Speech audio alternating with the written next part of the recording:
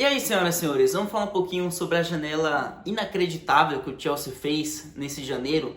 Ao todo, o Chelsea gastou 419 milhões de euros em diferentes formas de pagamentos, parcelando e tal, mas o valor bruto a ser pago será esse. E em contratos longos, o que também dilui essa dívida e esse valor financeiro que o Chelsea gastou. Mas vamos falar especificamente das contratações. No geral, muita gente jovem. É o básico das contratações do Chelsea. Todos são jogadores jovens, promissores e de acordo com a nova filosofia, entre aspas, que o Chelsea tenta explorar. O Chelsea hoje é 10º na Premier League, não faz uma boa temporada. Tem o Graham Potter no comando, que vinha fazendo boa campanha no Brighton. O Chelsea demite o Tuchel, que eu também não entendi muito porque pareceu ter conflitos ali com o Todd Boehly, mas era um bom treinador, é inegável o bom trabalho que o Tuchel tinha sob o comando do Chelsea. Foi demitido, vem o Todd Boehly e basicamente tudo se direciona a colocar novos talentos ali em função de fazer um time jovem e que venha dominar possivelmente a Inglaterra nos próximos anos. Mas a custa de muito dinheiro. Hoje os jogadores jovens estão cada vez mais inflacionados, então o Chelsea tinha que tirar o escorpião do bolso. E é isso que o bilionário Todd Boehly fez. No geral, a gente começa com a última contratação realizada, Enzo Fernandes, o meio-campo argentino, que fez sucesso demais na Copa do Mundo, jogou muito bem com a seleção argentina, campeão do mundo, contratado por 120 milhões de euros junto ao Benfica.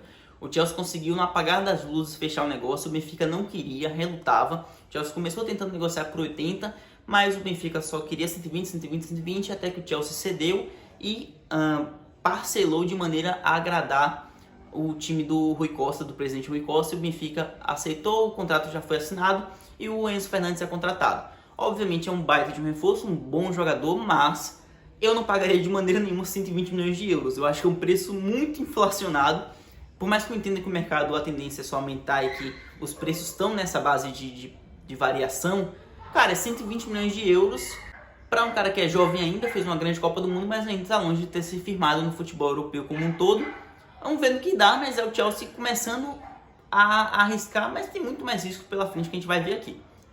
Próxima contratação, 100 milhões de euros no Mykhailo Mudryk, jovem meia esquerda, ponto esquerdo ucraniano, tem muito talento, mas também 100 milhões de euros ninguém imaginava que alguém fosse pagar.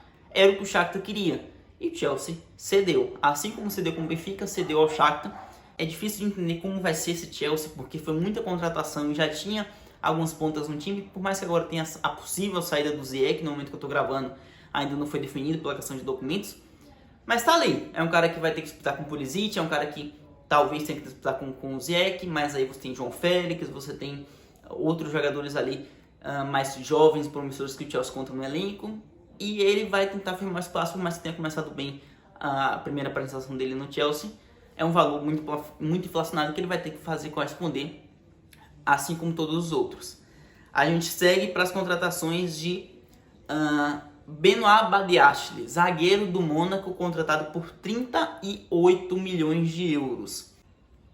Seguindo também a lógica, jovem, promissor, com a carreira toda pela frente e com preço até razoável, 38 milhões de euros nos moldes do futebol europeu, principalmente nos moldes da Premier League, que é que mais inflaciona os preços, que mais tem dinheiro e os times que mais gastam. 38 milhões de euros para eles acaba sendo um valor meio que muito fácil de ser pago. O Chelsea tirou o zagueiro do Mônaco e tem mais uma opção ali para uma zaga que já contava com o Thiago Silva e Koulibaly, mas que muda drasticamente a forma de negociar, né? Você tem uma zaga experiente, um Koulibaly que foi contratado no final ali da era Tuchel, e aí você começa a contratar jovens e o Badiashile é o primeiro deles para o setor defensivo. A gente vem também agora com a próxima contratação, a do Noni Madueke. Outro ponta que também vai ali, disputar minutos talvez com o próprio Pulisic, com o próprio Mudryk, mesmo não sendo do mesmo lado do campo, né, jogando pela direita, mas tem muita opção para essas faixas do campo. O Madueke chega jovem, veio do PSV, é um jogador talentoso, inglês, já tinha passado por categorias de base de times ingleses, mas acabou jogando futebol holandês e agora volta para tentar firmar sua carreira no Chelsea. Promissor é aquilo, nenhum deles é uma carta já certa, mas tem muito futuro. Um valor também bem abaixo do que o Chelsea estava disposto a pagar para eles deve ter sido fácil, já que os caras estavam distribuindo dinheiro na janela. Cara, 419 milhões investidos, é muito dinheiro. Perdão, o Madueke foi 35...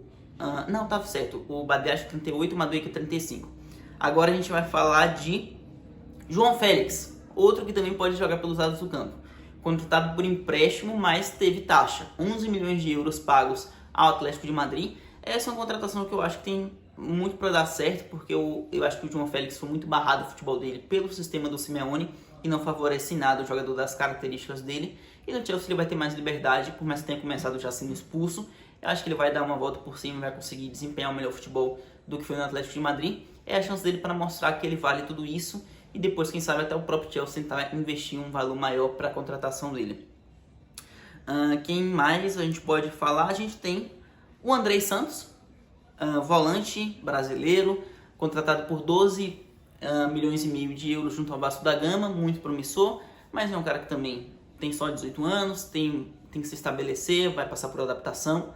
Outro investimento nessa nova metodologia de contratação do Chelsea, assim como o Davi Datro Fofana, marfinense, também muito jovem. Ele tinha feito 21 gols e 7 assistências no ano, nasceu em 2002, vai fazer 20 anos de idade, e foi contratado por 12 milhões de euros junto ao Molde, time da Noruega.